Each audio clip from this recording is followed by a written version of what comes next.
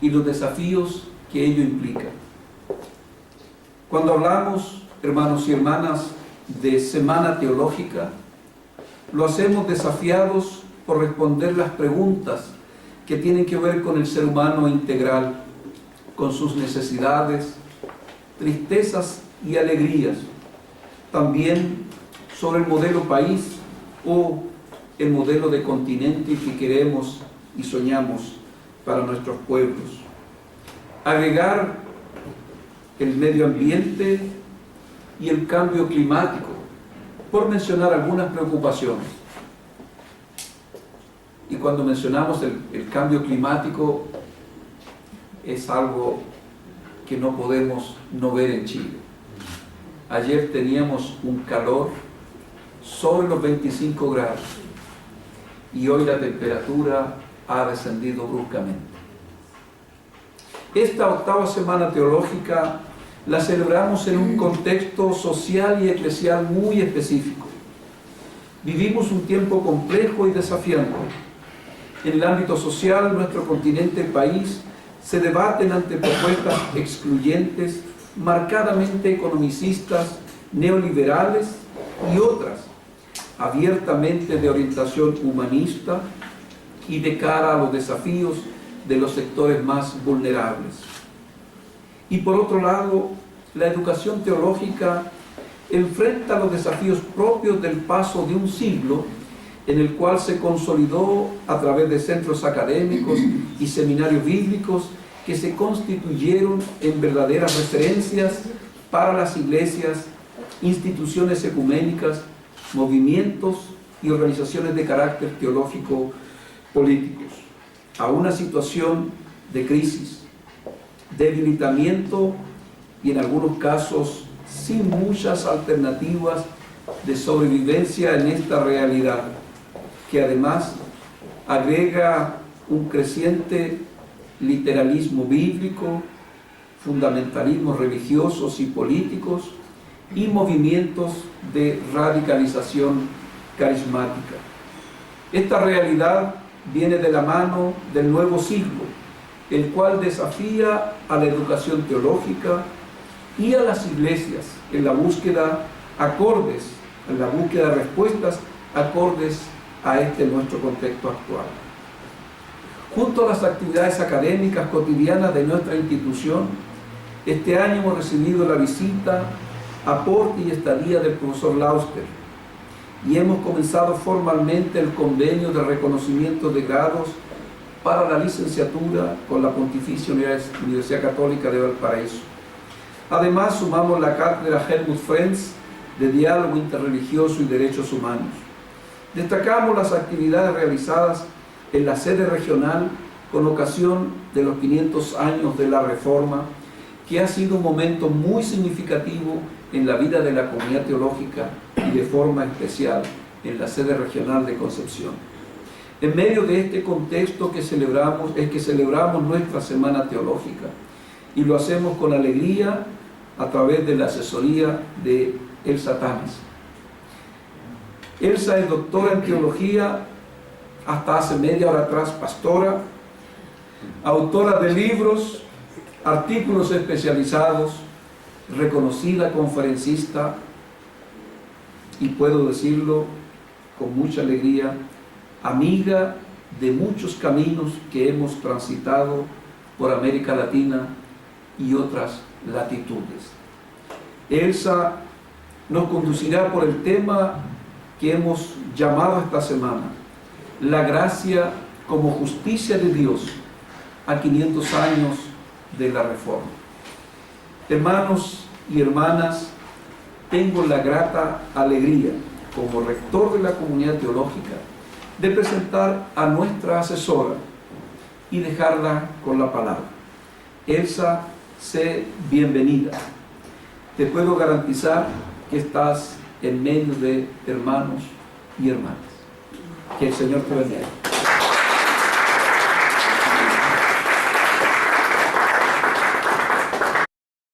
Las personas,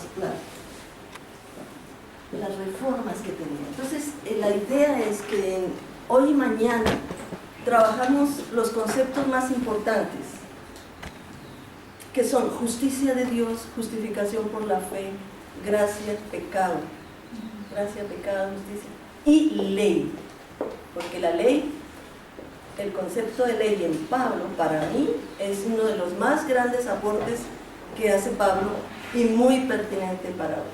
No sé si alguno de ustedes ya ha leído los filósofos seculares que están trabajando Romanos, y justamente por la cuestión de la ley.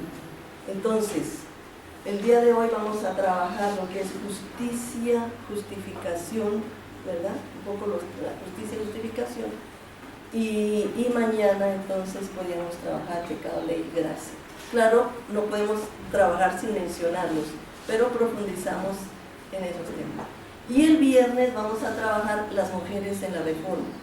Y especialmente quería compartir la epístola que se llama Très utile, muy útil, así se llama la epístola, de Marie Dentier, que es una mujer, yo no había leído la epístola de ella, muy buena para el siglo XVI. Entonces, eso para el viernes. Hoy y mañana, entonces veremos los conceptos pues, más importantes teológicamente. No es fácil, ¿no? No es fácil. Estamos acostumbrados a esa terminología y nos suena muy abstracta. No es fácil trabajarlo, pero la idea es cómo penetrar en los conceptos, cómo traerlos acá y cómo estos pueden ser poderosos para un diálogo con la sociedad y para una transformación, nueva reforma dentro de la iglesia, de nosotros, de la sociedad. Pues yo siempre le pido permiso a Dios, ¿verdad? Nuestro Señor, a Dios, le pido permiso de hablar de sus cosas. Entonces aquí delante de ustedes yo le pido permiso a Dios de hablar de sus cosas, porque pienso que atrevimiento nuestro como humanos hablar de Dios, que es un misterio, ¿no? Qué atrevimiento de nosotros de hacer afirmaciones que eso dice. Cuántas equivocaciones y cuántas cosas hacemos, ¿no? Pero bueno, cuántas tonteras diremos delante de Dios. ¿Qué pensará de nosotros cuando decimos eso? Tal vez dirá, mira, no había pensado en eso, pero qué interesante. Bueno, no sé, pues, le pido al Señor que en esta semana me utilice, que sea instrumento de Él para comunicar, ¿verdad? Cosas que nos ayudan a nivel personal, a nivel eclesial, a nivel social. Entonces, ¿qué hizo Lutero? ¿Qué hizo Lutero? Bueno, otra cosa que no dije. Yo soy más biblista, ¿no? Entonces, de historia, pues, sé lo que estudié en el seminario y algunas cosas interesantes de Seila, de Seila Dulce. Y de teología sistemática, pues, a veces me parece que se eleva tanto, ¿verdad? Entonces soy más biblista. Y cuando entré este año, sí, porque ya sabía, como mi tesis fue sobre la justificación, que iba a tener que volver a hablar y repensarlo después de tantos años, del 90, del 89, 90, repensar y avanzar en eso. Y cuando entré a leer un poco, releer de la Reforma, yo digo, sí es para celebrar, pero de pronto también no es para celebrar, es para entristecernos. Con tanta matanza y tanta guerra que hubo a causa de un pensamiento diferente. ¡Qué increíble!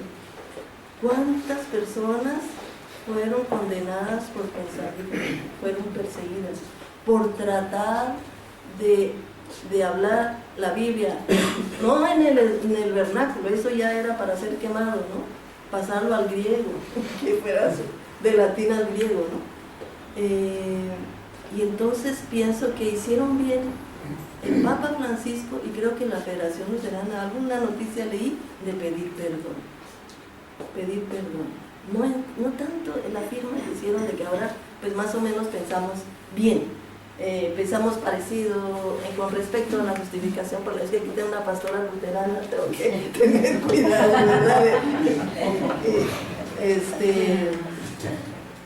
Pero de verdad yo me escandalicé con las masacres que hubo del rey Francisco I, con todos los 2000 y resto de anabaptistas y de valdenses, y luego con los mismos, incluso pues perseguidos, ¿no? De lo que tiene que salir de aquí, acá, las mujeres ni se diga, quemadas en la hoguera por brujas, y mucha cosa de eso, digo yo.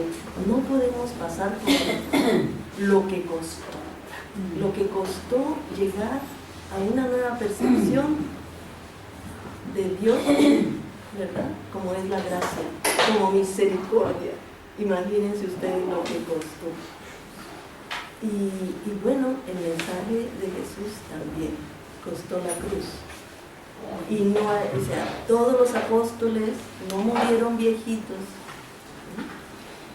murieron decapitados, murieron perseguidos, murieron encarcelados desde Juan el Bautista. Entonces nuestra fe tiene un fundamento muy lleno de mártires, ¿no? Mártires, y eso no lo podemos pasar por alto. Eso quería decir. Y la otra cosa que me acabo de enterar es que esa cátedra se llama Dagoberto Ramírez. Me enteré ahora por el rector Daniel. Y con Dago me alegré mucho, porque con Dagoberto tenemos muy buena relación. ¿Quién conoció a Dagoberto personalmente de aquí? Sí. Es que él era uno también de los primeros. En la foto de Ribla, de la revista Ribla, la primera foto del 86, ahí está. Y yo, bueno, nos veíamos siempre en las reuniones. Y tuve un pleito con él, que ahora me arrepiento. Me arrepiento tanto. Esto es una tontera. Que cuando fuimos allá, a Brasil, a las reuniones de Ribla, y entonces no estaba organizado, y él era el encargado, y ¿qué pasó? Y yo le reclamé. Sí te mandé mensaje, no me mandaste mensaje, y después me encontré el mensaje y no tuve tiempo de pedirle disculpas. Pero como soy mexicana, y en México el Día de los Muertos es muy importante, ¿verdad? Es una fiesta, entonces en la próxima Día de los Muertos me voy a sentar con él y le voy a, lástima que no tengo el mensaje para pedirle disculpas por eso, ¿verdad? Para eso sirven los Días de los Muertos, para reconciliarnos también, ¿verdad? A propósito de la reconciliación. Bueno, entonces, ¿qué hizo Lutero? O sea, no quiero hablar de Lutero ahora, pero sí retomar el proceso que él tuvo en su transformación de su pensamiento, y que él fue a Romanos. Y en Romanos descubrió, ¿verdad?, palabra poderosa para su contexto. Nuestro contexto no es el mismo contexto de Romanos. Ya, bueno, algunas cosas se dan, pero no es el mismo. Entonces, lo que nosotros tenemos que hacer es volver a Romanos. Volver a Romanos y plantearlo desde su otra perspectiva. Aquí no alcanzan a leer, ¿verdad? Esa apenas la leo yo, pero sin mente ni la leo. Ayer, ¿cuál era el contexto de Romanos? Porque esa es otra. Bueno, volver a Romanos. ¿Cómo voy a volver a Romanos? ¿Verdad? Porque si yo les leo, ven ustedes, capítulo 8:1. Ahora pues ninguna condenación hay para los que están en Cristo Jesús, los que no andan conforme a la carne, sino conforme al Espíritu. Porque la ley del Espíritu de vida en Cristo Jesús me ha liberado de la ley del pecado y de la muerte. Porque lo que era imposible para la ley, por cuanto era débil por la carne, Dios, enviando a su Hijo en semejanza de carne, de pecado, y a causa del pecado, condenó el pecado en la carne, para que la justicia de ley se cumpliese en nosotros, que no andamos conforme a la carne, sino conforme al Espíritu. Esas son palabras muy complicadas. ¿Cómo traducir eso? No pesa condenación más que conforme a la carne. ¿Cómo yo ando conforme a la carne? Claro que tengo a Reina Valera, ¿verdad? Si yo tengo a TLA más fácil, pero ya me la interpretó, por eso no la cojo. TLA o Dios habla hoy, las contemporáneas, ¿verdad? Porque ya me la interpretó y se perdió la polisemia, se perdió la multiplicidad de sentidos, ¿no? Pero si yo voy al griego, es igual de opaco, ¿sí? De opaco, porque cada palabra está llena de sentidos. Y si la quiero interpretar a la luz de nuestra realidad, ¿verdad? Tenemos que profundizar en cada tema. Entonces, en la metodología si vamos a la vuelta a Romanos, tenemos que ver a Pablo en su contexto. ¿Por qué Pablo habló de la justificación por la fe? Porque Pablo habló de la justicia de Dios. ¿Qué lo movió a hablar de eso? O sea, lo que quería decir, no podemos saltar de este escrito morfosintáctico a otro morfosintáctico sin pasar por todo el trasfondo que está detrás, tanto de nosotros los lectores como de el autor, y qué no decir de los traductores, que ahora yo estaba metida en eso, ¿no? Entonces, es lo que llamamos en la hermenéutica en América Latina el detrás del texto, ¿no? El trasfondo es el detrás del texto. Y eso nos va a iluminar el texto. Sin el detrás del texto nos vamos a quedar en una manera muy superficial en los criterios de hermenéuticos de lectura, los criterios bíblicos. Entonces es el trasfondo.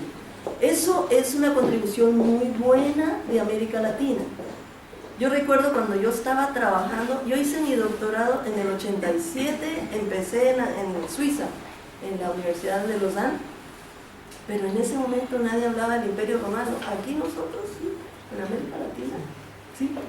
En Europa ni en Estados Unidos. Esta ola nueva que hay de Horsley, Malina y toda esta gente nueva, estoy hablando, me imagino que ustedes conocen los textos de los que hago referencia, ¿verdad? Esta nueva onda que hablan del Imperio Romano y de la situación económica, política de ese tiempo, no existía en aquel entonces, no había trasfondo, y yo no era capaz de penetrar Romanos sin ir al trasfondo.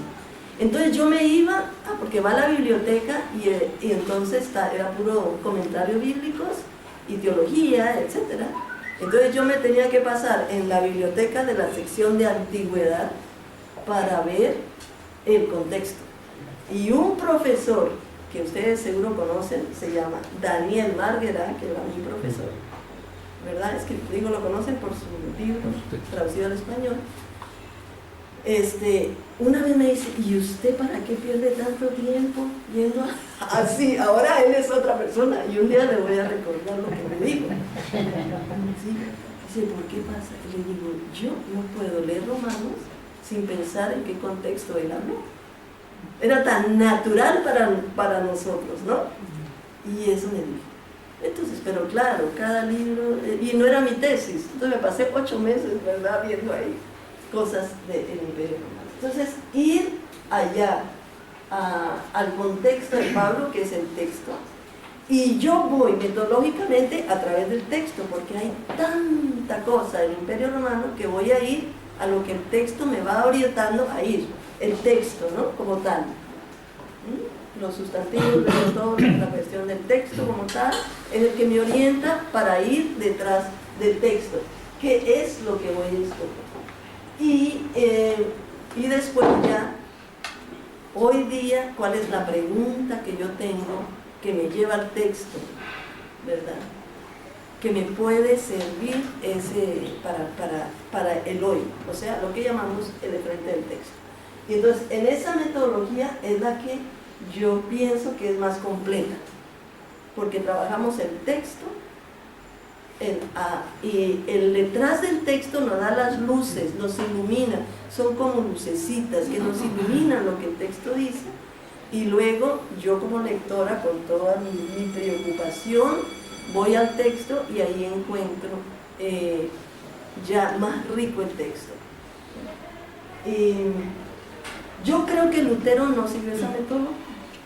Lutero, claro, él era buenísimo en las lenguas originales, ¿verdad? Desde chiquito sabía latín y todo eso, entonces fue al griego,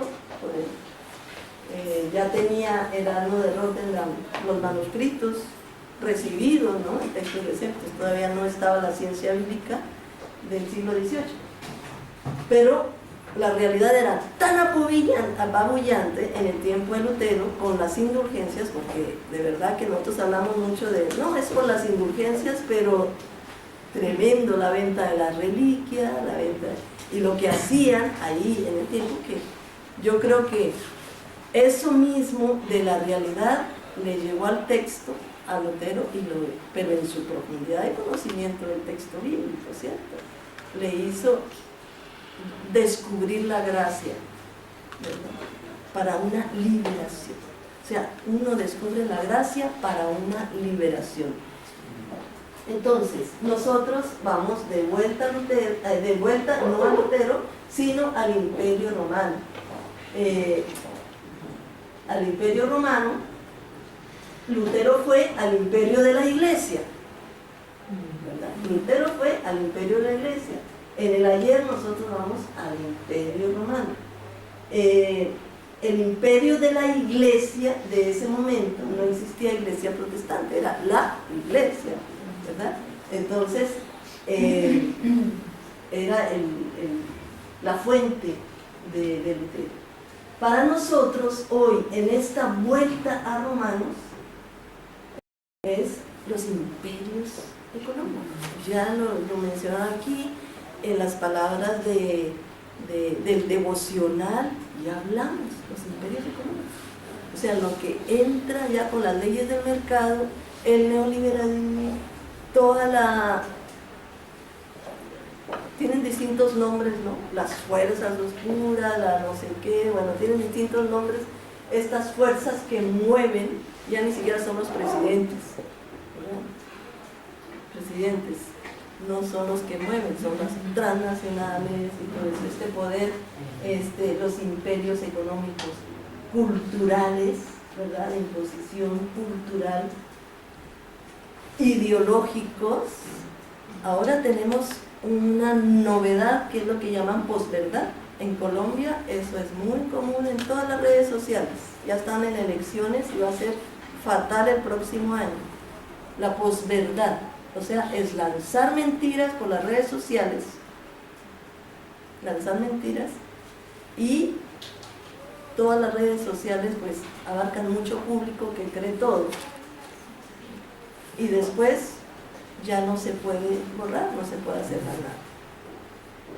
Eso lo tenemos muy fuerte porque Colombia está polarizado con Uribe y Santos, y por los acuerdos de paz, ¿verdad? Lanzan una mentira que le llaman, que es posverdad. No sé por qué le llaman posverdad, pero es el término que se está usando, ¿verdad?, en las redes sociales. Y esos son los ideológicos y también pues poderes eclesiásticos. Cada uno tiene, aquí no vamos a ahondar en eso porque no vamos a tener tiempo, pero yo, por ejemplo, yo me leo un libro de economía de uno de los premios Nobel, ¿verdad?, de economía, Rahman, o el otro, aquí tenía Sam, que habla primero la gente, Amartya Sen, bueno, porque bueno, como uno no es economista, lee los premios Nobel, pero que van en una línea que nos plantean una realidad más creíble, ¿no? Y ahí me da criterios para hacer una lectura de Lutero. El rector planteaba aquí la cuestión del cambio climático.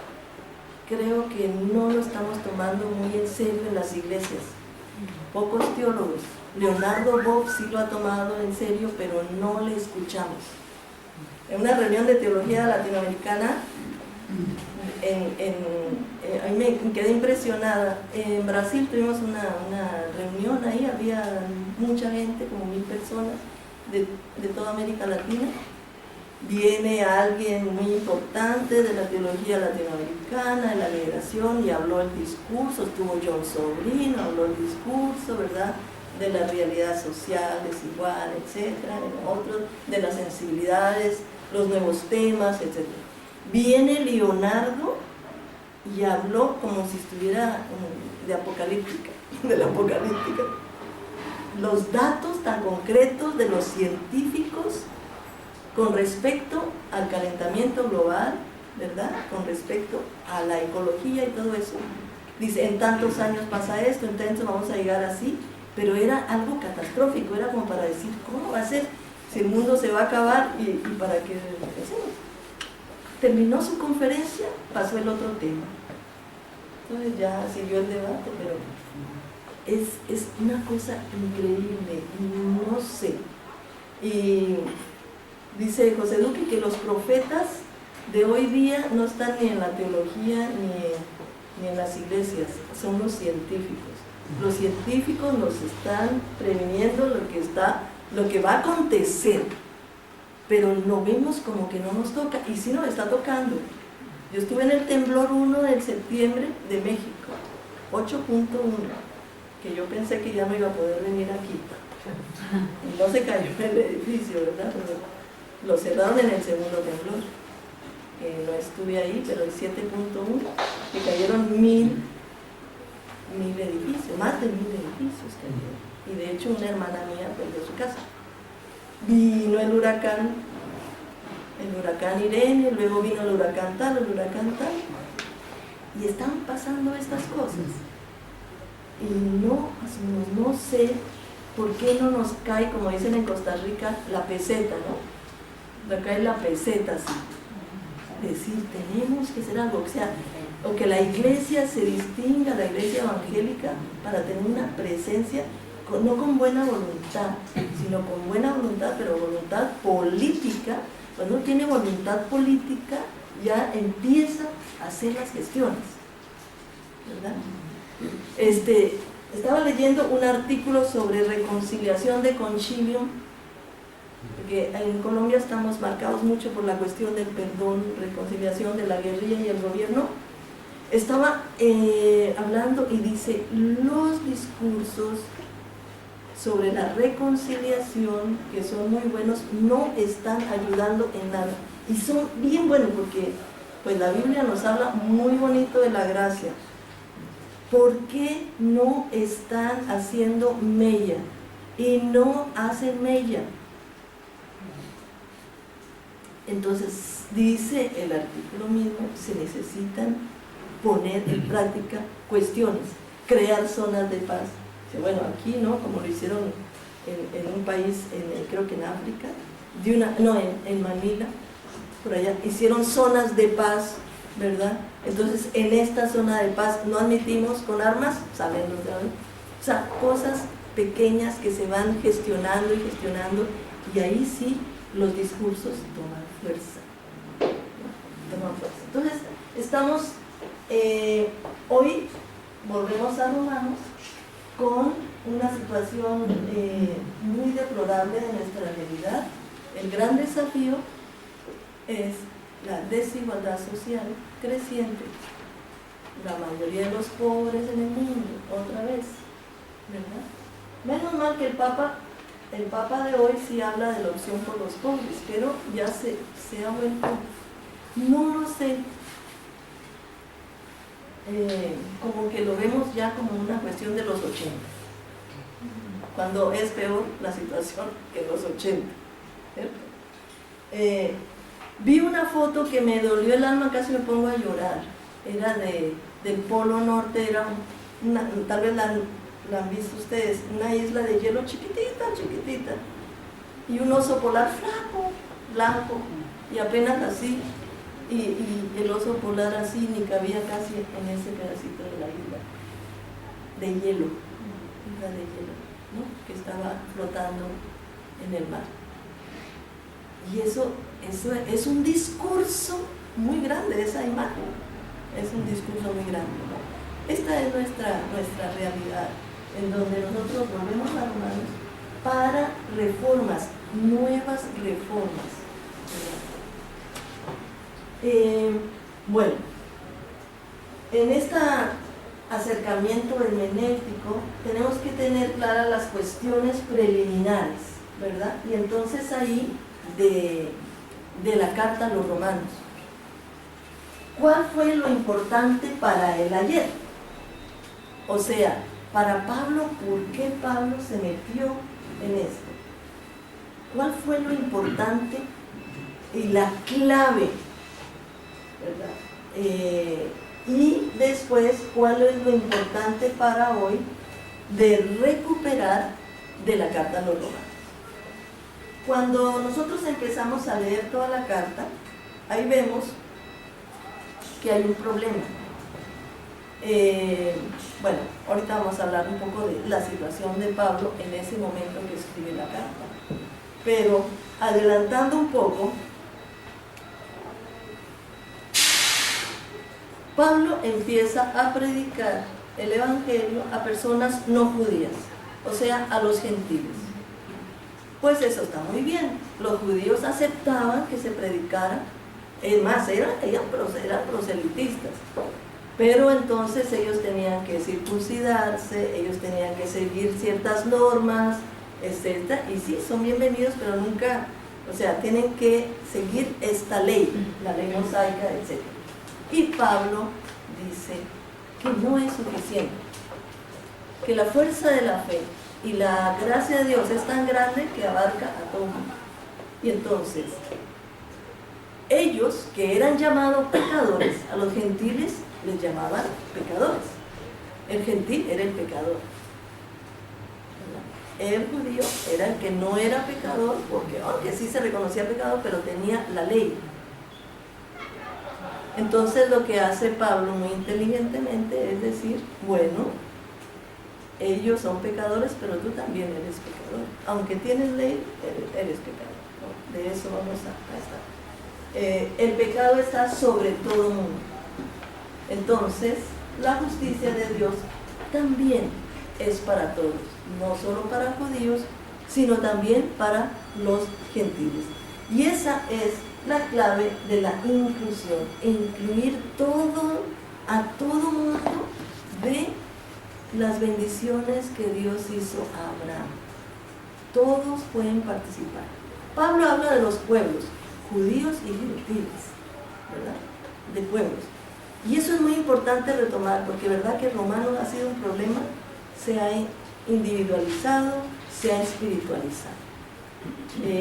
Vean los himnos, todo eso es yo me reconcilié con el Señor. Todo se ha individualizado en nuestra cultura. Pero Pablo está hablando no del individuo, de hecho no existía el concepto en ese momento, todo era comunitario en ese tiempo. Era la comunidad, en la cultura mediterránea, ¿no? Las familias extendidas, la comunidad, ¿no? Está hablando de pueblos. Entonces, la clave que nos lleva ahora es la inclusión. Y esto es muy importante. Cuando lo traemos a nuestro tiempo de hoy, entonces ya viene lo de la diversidad. Bueno, ellos son gentiles, ellos comen carne de res, son diferentes. En Pablo tenemos un problema, capítulo 14, débiles y fuertes. Los que comen carne y tienen la bebida, otros que no, unos no observan tales días, el sábado, otros no. Son el otro, la otra, el diferente. Entonces, hoy día tenemos mucho problema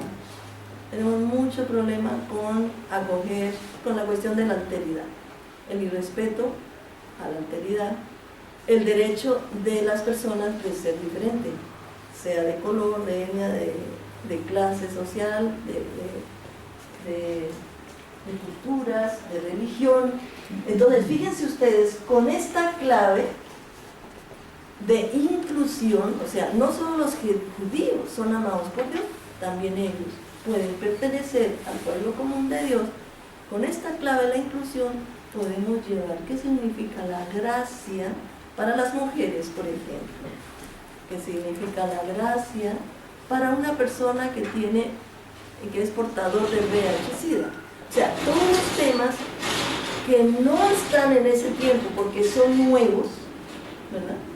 Para los migrantes, que el problema de la migración ahorita es tremendo, y no solo en América Latina, sino allá en Siria con la huida por la guerra.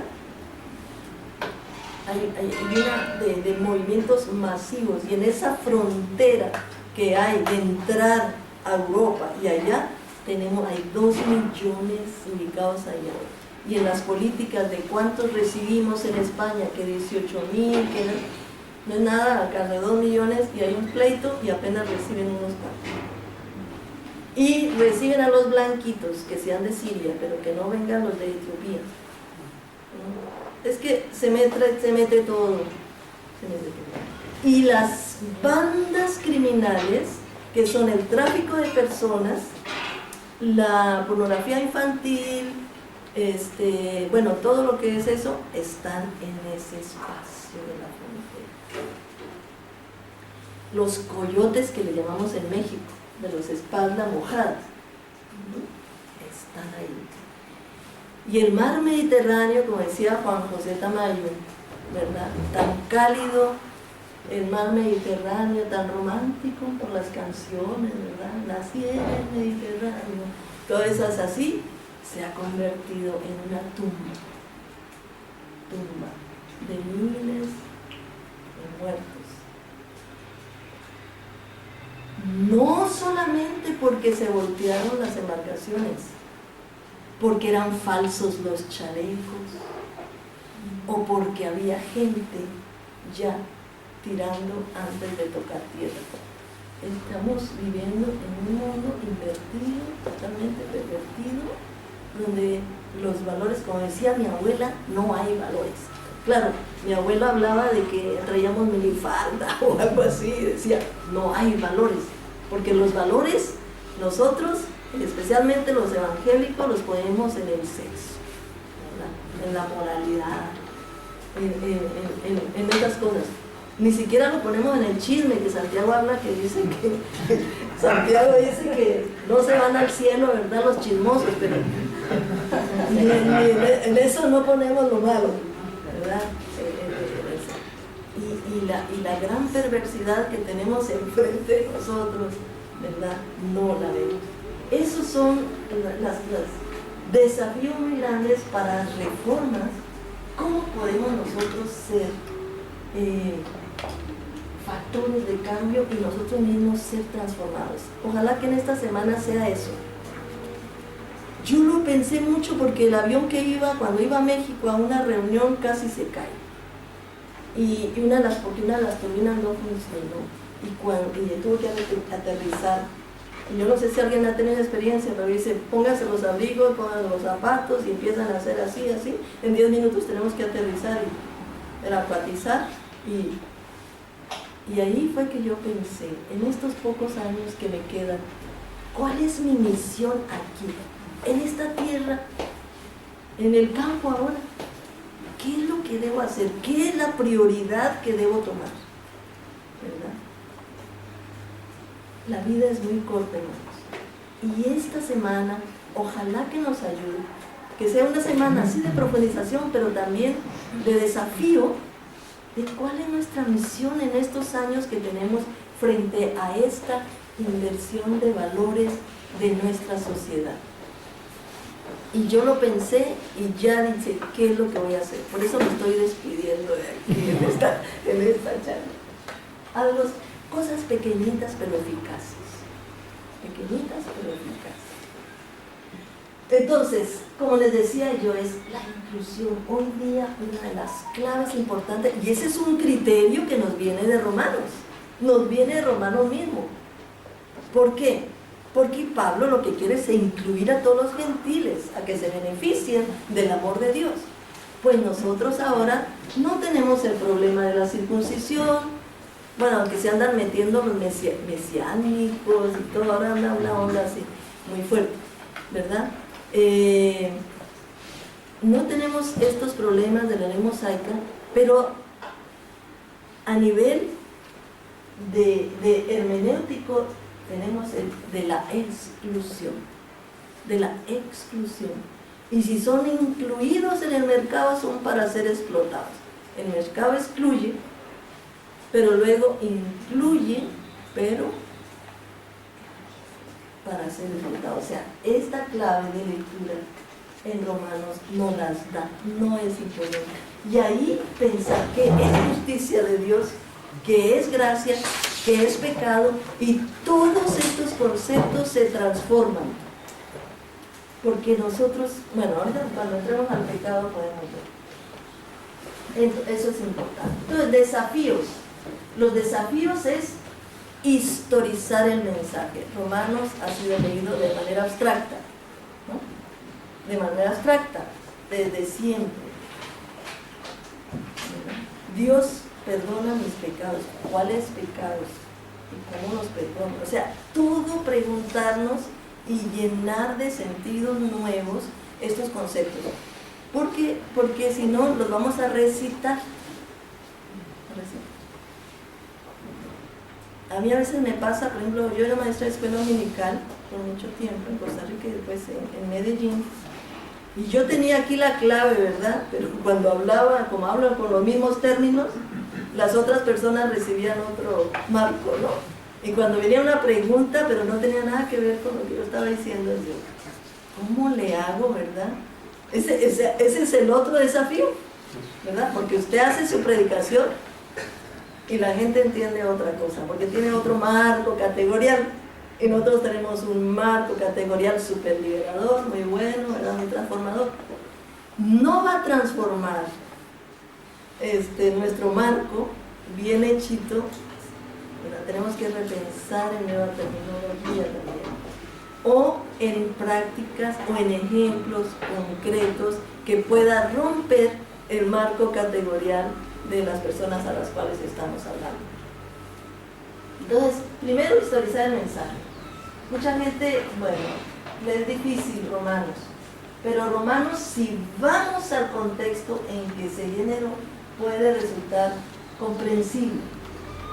Después de historizar el mensaje, encontrar nuevos sentidos, y es hoy. No, la Biblia no tiene nada que decir al problema del VIH, que ahora son miles y miles de portadores excluidos, del SIDA, etc. O a todos los otros problemas que estamos viendo en la diversidad, ¿verdad? Que están generando muchos problemas en Colombia ahorita, y es uno de los puntos para ganar elección o no. Aquí creo que también es la cuestión del reconocimiento del matrimonio homosexual, cosas del aborto, todas estas cosas. Eso se está usando muchísimo, ¿verdad? Para esto. Entonces, nuevos sentidos. ¿Qué dice a la luz de estos temas que no están allá? Y que sí está, pero hay que reinterpretar en Romanos 1 la cuestión de la homosexualidad, ¿verdad? Que ese sí es un gran desafío. Y actualizar estos nuevos sentidos en nuestro caminar. Cuando yo digo en nuestro caminar, es en esta cuestión, en lo concreto, ¿verdad? En nuestra visión, en nuestras actitudes, cómo transformarnos en nuestras actitudes. La visión, actitudes y prácticas. Esto va junto. No puede haber, o sea, una práctica sin visión, ni una visión sin práctica. Y las actitudes son los que, pues, cuando uno cambia de actitud, las prácticas vienen muy fácil. Un ejemplo concreto. Ahora me encanta la cocina. Y hago pan y tengo recetario, ¿verdad? Es mi hobby ahora. Porque antes estaba siempre en la universidad y no tenía tiempo, ¿verdad? Y cuando la señora que nos cocinaba en Costa Rica no venía los miércoles, yo ya estaba, ¿y qué voy a hacer? Voy a almorzar, ¿y qué voy a hacer? Y no sé qué. Llegaba un jardinero, llegaba mi hija con sus amigos y llevaba, era para mí, yo ahí en la computadora ya desde temprano sufriendo y con una actitud totalmente, ¿verdad?, negativa. Y ahora es, ¿qué haré hoy de comer? Ay, será esto, será lo otro. Vamos a internet, porque ahí está internet, para mí es ya que hagamos esto. Fíjense, es una actitud nada más. No es lo mismo decir, uy, ¿qué haré de comer? Uy, ahí estoy amargada. O, ¿y qué haré de comer hoy? Hasta digo yo, pero no tengo esto. No importa, yo voy a la tienda a comprar. Cambio de actitud. Y el cambio de actitud, fíjense, nos transforma. Nos transforma con las mismas palabras, pero eso. Cambio de actitud, pero una visión también. La visión no la podemos perder de vista, ¿no? El lado que nos orienta es el sueño que nos hace caminar, la visión que nos hace caminar, ¿no? Y la actitud me lleva a la práctica, ¿verdad? Entonces, en las reformas que queremos a partir de Romanos, siguiendo el ejemplo, y de hecho no solo Lutero, porque también Wesley se fue a Romanos, y bueno, parece que Romanos, Karl Barth y todo el mundo va a Romanos. Entonces nosotros también vamos a Romanos, ¿verdad? Vamos a Romanos, pero con el corazón abierto para transformarnos, ¿verdad? Aprovechar que estamos en los 500 años de la Reforma para reformar, nuevas reformas y también a nivel personal. Si no lo hacemos a nivel personal, no lo vamos a hacer a nivel eclesial, no lo vamos a hacer a nivel social, a nivel familiar. ¿Y dónde? Bueno, aquí está, en la iglesia, en la sociedad, a nivel personal. Entonces, estos van a ser como los desafíos que vamos a tener en esta semana en el tema de la reforma. Bueno, supuestamente esto debe caminar, pero no camina.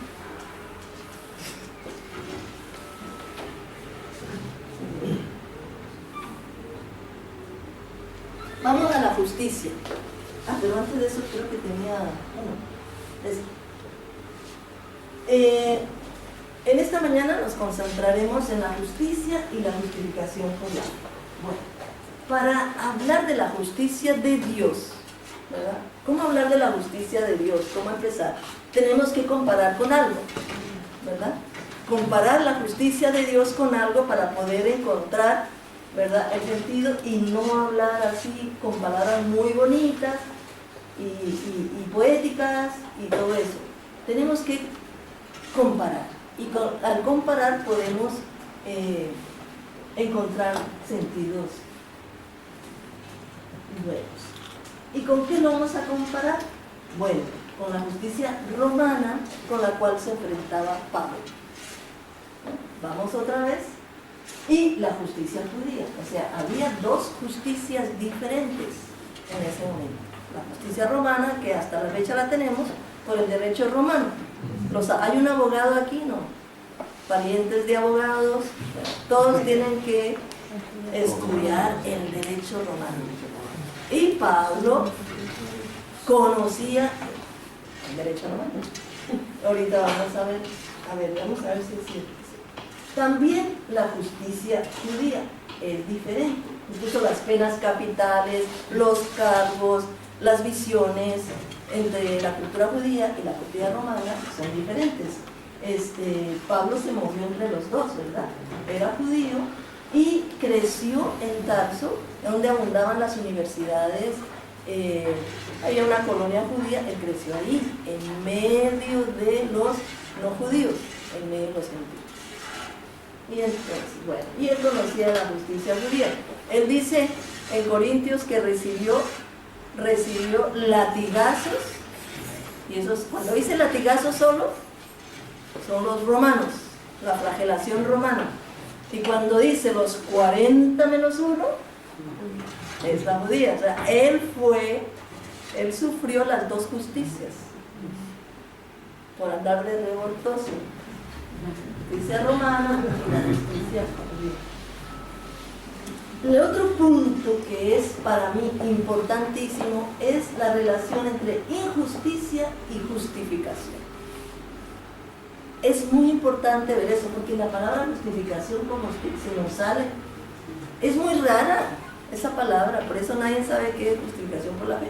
Nosotros pues estudiamos en seminario más o menos, en alguna ahí, manual, no, en algún, sí, pues las dogmáticas que vemos, ¿verdad? Muy abstracto, justificación por la fe y no por la ley. Pero a un hermano de la iglesia, justificación. Es difícil, es una palabra que no se usa, no se usa, pero injusticia sí, injusticia sí. Entonces tenemos que ver injusticia y justificación, que las dos tienen algo que ver antes de pasar a la justicia de Dios, ¿verdad? Para llegar a la justicia de Dios de una manera más concreta, más histórica, este proceso es importante tenerlo.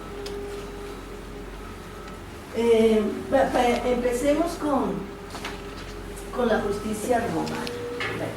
En la justicia romana podemos ver desde lo legal, lo religioso y lo ético, la palabra justicia, ¿verdad?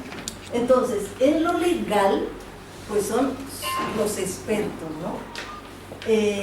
Por el derecho romano hay un juicio, todo tenía que tener un juicio, la sentencia y una sentencia, ¿verdad? En teoría así debía ser, ¿verdad? En teoría, juicio, sentencia y luego la sentencia y podía ser el castigo.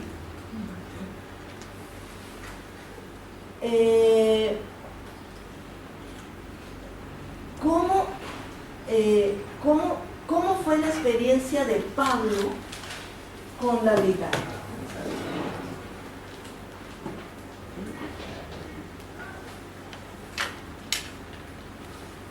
¿Ustedes creen que Pablo conocía el derecho romano o de las leyes romanas?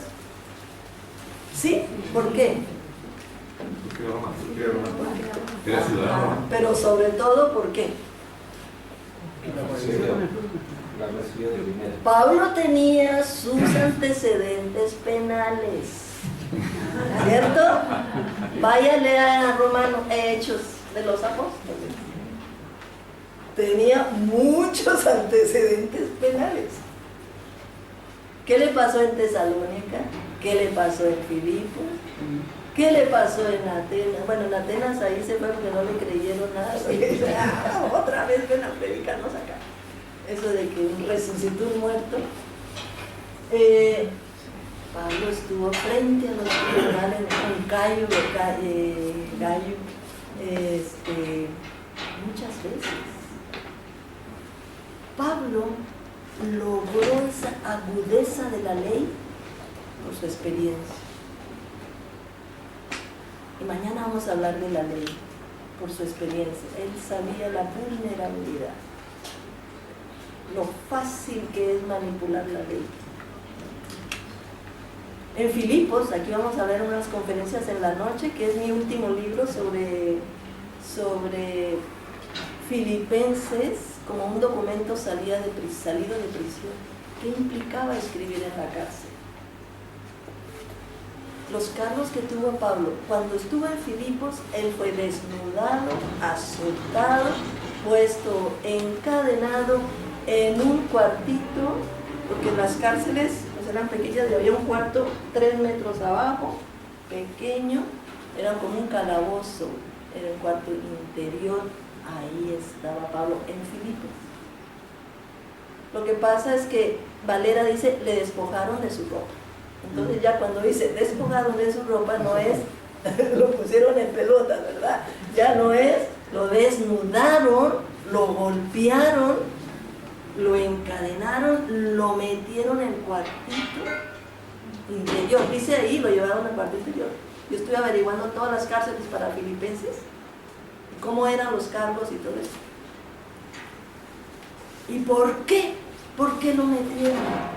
Porque había una niña esclava, ¿verdad?, que tenía el don de adivinación y los estaba molestando, tú eres el, ¿verdad?, tú eres así, y se lo quitó.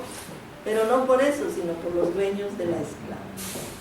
Los dueños de la esclava ya no iban a percibir dinero por la niña, ya no iban a percibir dinero por la niña. Es una cuestión económica, casi todas cuestiones económicas. Y no iban a percibir el dinero por la niña, y fueron y lo vieron y empezaron. ¿Y qué fue lo que dijeron en Filipos? No dijeron, ya no vamos a ganar plata, una posverdad, hicieron allá. Dijeron, este nos está hablando de otro rey, aquí no tenemos más que al César. Y anda hablando de otras costumbres judías. Filipo, colonia romana, ciudadanos romanos.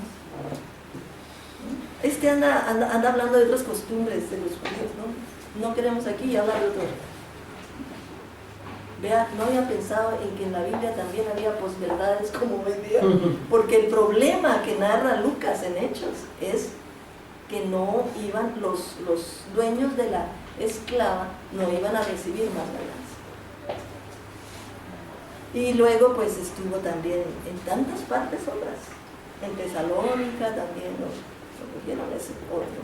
Y cuando escribió la carta a los filipenses, estuvo, yo pienso en Éfeso, otros dicen en Roma, y otros dicen en una casa alquilada, pero eso ni Agripa estuvo ahí, porque esa era para la gran élite, ¿verdad? O sea, en los distintos tipos de cárcel estaba la cárcel como la de Filipos, que era esa la más terrible, la custodia militar, que era encadenado a 2 soldados, vigilado por un centurión, y esa que cuando escribió Filipenses escribió esa, ¿no? Y la casa por cárcel, como diríamos hoy día, domicilio por cárcel, que era una casa alquilada que podían los familiares estar ahí. Prisión domiciliaria se llama. ¿Cómo se llama? Prisión domiciliaria hoy día. Allá le llaman casa por cárcel en Costa Rica, en Colombia. Pero y allá cuando era la élite la que iba ahí. Entonces Pablo sufrió estas 2 prisiones, pero no la de, aunque dicen que en Hechos termina como en una casa, hablando con mucha libertad, pero muy posiblemente no era este tipo de prisión que le subió él, porque ni siquiera Herodes Agripa la tuvo, ¿no? Según Flavio Josefo nos habló, que bueno que le traigan agua por lo menos, que no sé qué, ¿verdad? Porque cada una son experiencias muy fuertes. Entonces, si Pablo escribió Romanos como su última carta, hay 2 teorías, ¿no? Una que muy fuerte, que escribió en el año 58, si me dice 58, y antes de que lo cogieran preso, por cierto, también antes de que lo cogieran preso, entonces en Jerusalén, entonces fue su última carta, ya tenía 2 experiencias, y no sabía que lo iban a coger preso, y también, ¿verdad? Allá en Cesarea 2 años. No le gustaban los sobornos también, o sea, él conocía la ley. Mañana vamos a hablar de la ley. Tenía experiencia, ¿verdad? Y la justicia, pues dicen que es ciega, y de hecho es ciega totalmente, pero cuando dicen que es ciega, lo dicen de una manera positiva, en el sentido de que, bueno, la ponen aquí, la balanza, y no se fijan en que tenga plata y no, pero sí se fijaban. En el derecho romano había unas penas para la élite. Por ejemplo, un ciudadano romano no podía ser crucificado, un revoltoso sí, y un esclavo sí, ¿no? Las penas eran diferentes. El honroso castigo de un ciudadano era ser decapitado, por eso piensan que Pablo fue decapitado, ¿verdad? Ser quemado vivo, echado a las bestias, etc. Entonces, es dual el sistema jurídico, ¿verdad? Favoreciendo a determinados sectores y a otros sectores. Además, eso de la mordida, como decimos en México, ¿no? De la mordida, aquí, ¿cómo le dicen? El soborno. Coima. Coima. Coima. Coima. Eso. También, Pablo, ¿no se acuerdan en Hechos? Félix quería darle ahí, no, quería que le diera para soltarlo, ¿no? Pablo estaba en prisión infeliz y él no quiso.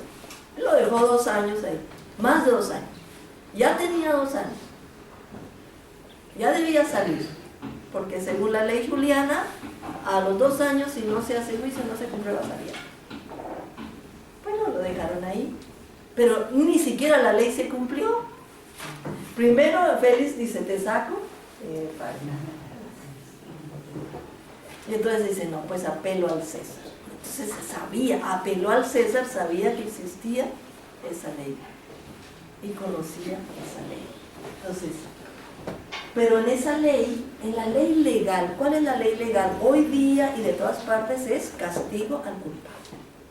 Castigo al culpable, y esa es. Primero un juicio. Pablo en Filipenses espera la sentencia a muerte, ¿verdad? No puedo ir ahora, está ahí. Timoteo tal vez le ayude. Tiene que escribir la defensa. Hay una palabra ahí, la defensa. Y entonces él está ahí, bueno, no sé, para mí es vivir es Cristo, vivir es ganancia, pero no sé qué escoger, si esto, lo otro. Ahí está deliberando en la cárcel encadenado, ¿verdad? Hacer la sentencia. Y dependiendo de su defensa, que tiene que usar una retórica muy buena, ¿es libre o no? Es castigado. Esa es la justicia. Entonces, esa es la justicia romana. ¿Será así la justicia de Dios? Estamos comparando.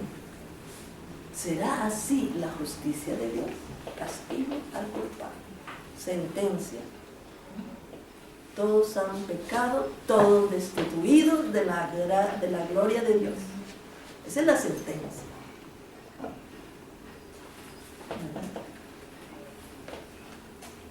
En lo religioso, lo justo, la piedad romana, se veía, en griego, ¿no? Se veía impiedad, se veía. Yo me leí un libro sobre la piedad romana, todo sobre la seveía. Son súper religiosos. Los romanos eran súper religiosos, y había muchos, ecuménicos, sí, todos los dioses tenían las dioses, a veces tenían problemas con los dioses de Egipto, la Isis y Osiris y todo eso. Pero en el panteón, si no había problemas, todos los dioses son bienvenidos, pero todos rendir culto al emperador. Y eso es muy serio, rendir culto al emperador. Los dioses eran divinizados por el Senado, ¿sí? Entonces, lo que es la piedad romana no tenía una cuestión personal de cómo usted puede comportarse o debe comportarse. La piedad romana era hacer el sacrificio del animal perfecto. Entonces, en los mataderos, de una vez, cada animal en los mataderos era de una vez dedicado. Antes se hacía una dedicación, por eso los cristianos no sabían si comer carne de las carnicerías o no, ¿se acuerdan? El problema, carne a los ídolos, cuando dicen carne a los ídolos, porque en todos los mataderos se dedicaban. Y cuando venía por alguna actividad o algo, o un sacrificio, tenía que ser perfecto. Y el sacerdote, el sumo pontífice, era el emperador. Entonces, la piedad era la perfección en el sacrificio animal, pero ninguna exigencia ética, no había. En cambio, o algo personal, algo que tenga, ¿verdad? Como se empezó con la religión judía o algo así, algo que te involucra en el pacto con Dios que tienen los judíos, etc., ¿no? Esto no. Entonces, es diferente. Jus et fides, ¿qué significa jus et fides? Justicia y fe. Eso, fíjense, Pablo habla de justicia y fe por todas partes, pero jus et fides aparecía en las monedas. Había una moneda que decía jus et fides en la economía. Entonces, Pablo retoma, o sea, son términos comunes y corrientes. Aquí nosotros los vemos súper teológicos, justicia de Dios, justicia, fe, pero eran los términos que se usaban en ese momento. ¿Será posible jus et fides lo mismo que Pablo dice para justicia y fe, que aparecía en las monedas, ¿no? Porque aparecía como el gran humanísimo, el emperador, ¿verdad? Humanísimo, Salvador, Príncipe de paz, todos los títulos que le dan a Jesús, que Pablo le da a Jesús, Hijo de Dios, etc., los tenía el emperador. Incluso la palabra evangelio, sabemos, los evangelios eran las buenas noticias del emperador. Entonces, de aquí Pablo va a transformar en su libro a Romanos todos estos conceptos. Y fidelidad y culto al emperador. Fidelidad y culto al emperador, incluso fidelidad es pistis también, ¿no? Fe. Fe. Y del culto al emperador podemos decir muchas cosas. De hecho, los grandes problemas que tenían los cristianos es por no rendir culto al emperador. Las persecuciones por no rendir culto al emperador. Y en cuanto a la ética,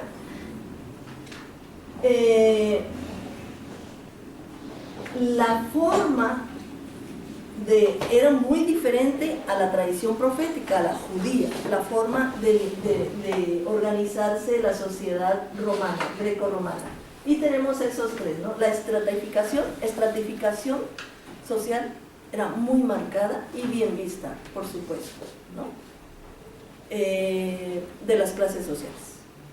La clase social, la élite, era muy arriba y abajo estaban bajo la línea de la pobreza la mayoría, unos poquitos aquí encima de la línea de la pobreza, pero la ropa marcaba la clase social. Para ir a votar, por ejemplo, ¿quiénes votan primero? Había el registro, cuántas propiedades tiene, cuántos esto, entonces los más ricos votan primero y luego los otros. Se veía la estratificación en todas formas. Al hacer un banquete, ¿verdad? Al hacer un banquete, invitar a los comensales y todo, ahí, muy estratificada, pero era lo normal. Cuando Pablo dice, no se estime otro más que los demás, no estimen a otro más que los demás, está contra la estratificación.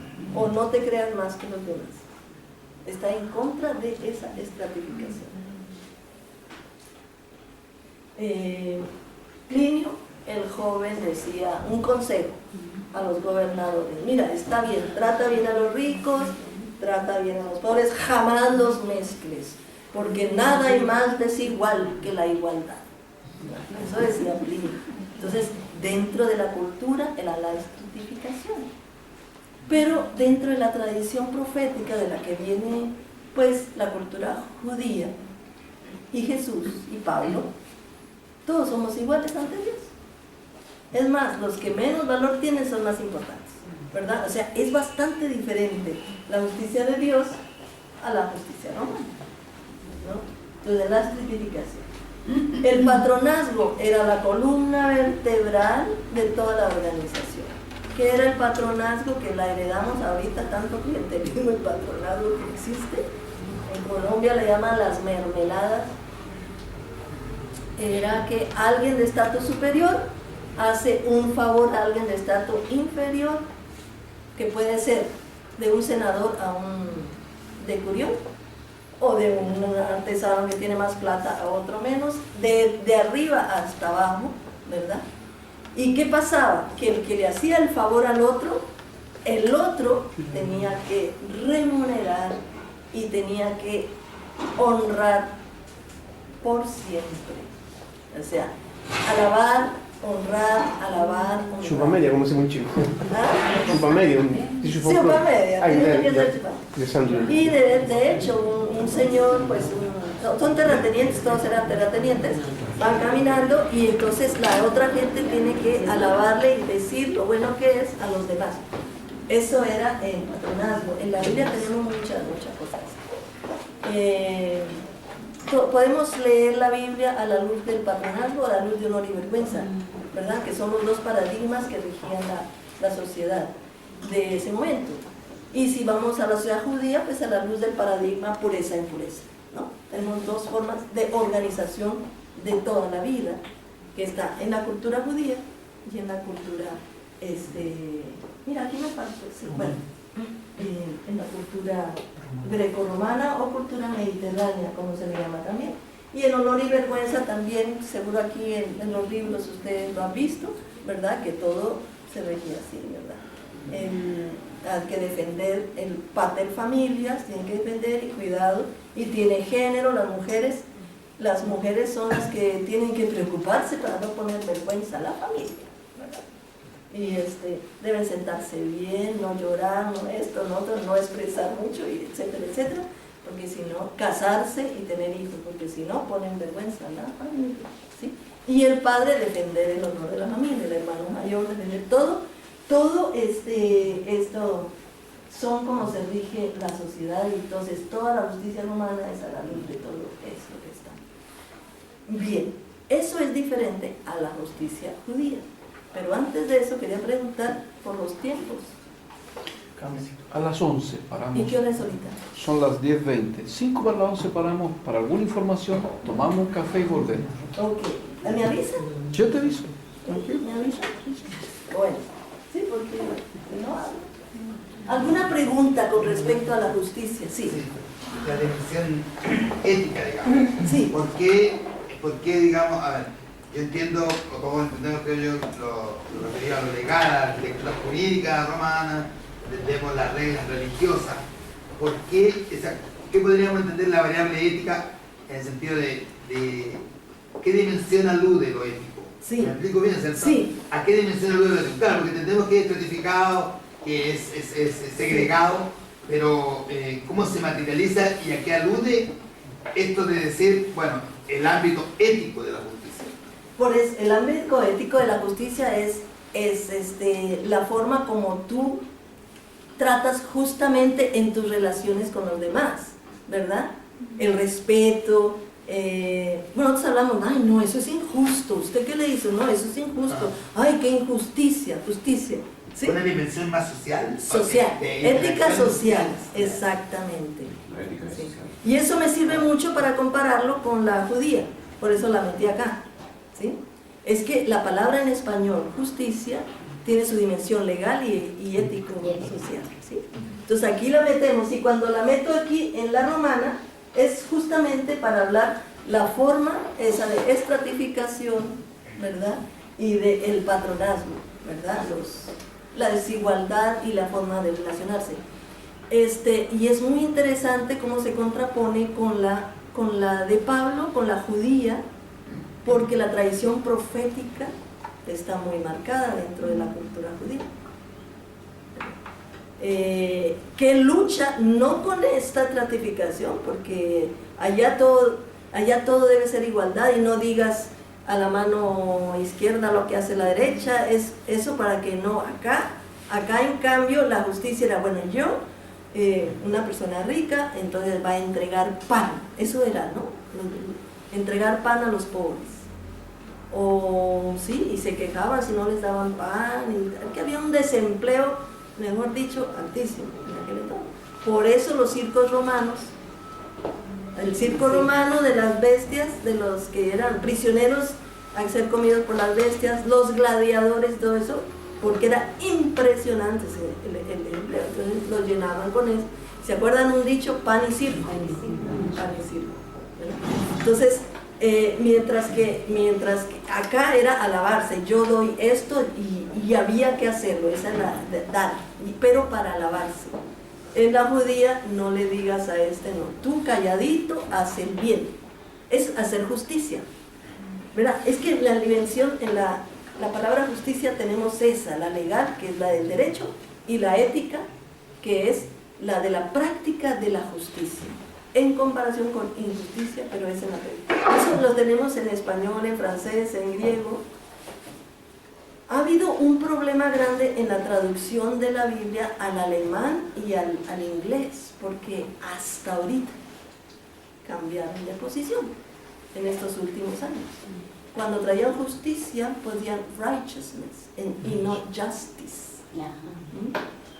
Y righteousness y Rechtfertigungslehre en alemán era lo mismo que righteousness, un poquito.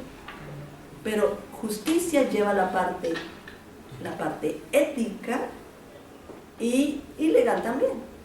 Pero righteousness es ser buena gente, es ser recto, honesto, es ser recto.